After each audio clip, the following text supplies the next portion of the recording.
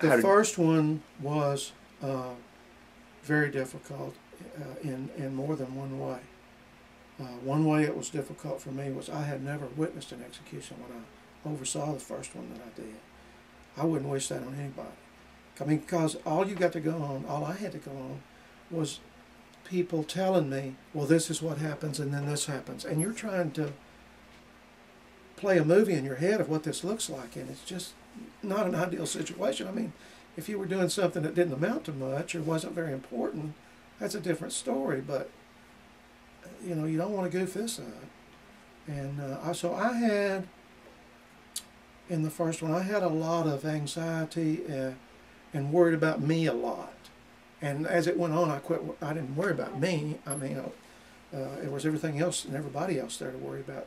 But that kind of, I got caught up in that on the first one. And then the other thing that sticks out in my head about your question is just the matter of dealing with an execution, of having somebody who is quite as healthy as you are, strapped down there in that gurney, and the thought hits me that, you know, in a few minutes, you're going to give a signal to an executioner who's going to end this guy's life.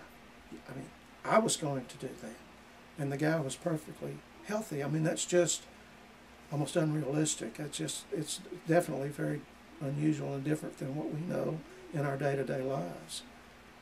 And so all that was, I was caught up in thinking about all of that.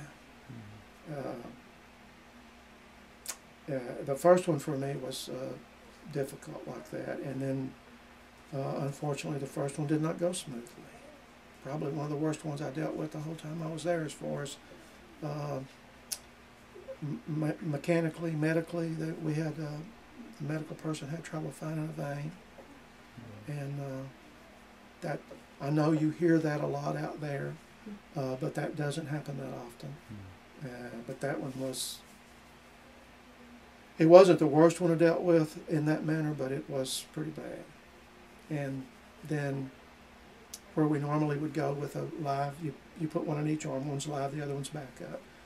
And it took such a struggle to find the first one that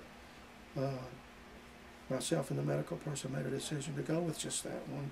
And then when the executioner started to push the fluids through, it popped out of his arm, and we had to start all over again. So it was not a good night, you know. But I did leave there that night thinking, surely it can't get any worse than this. You know, it's got to get better.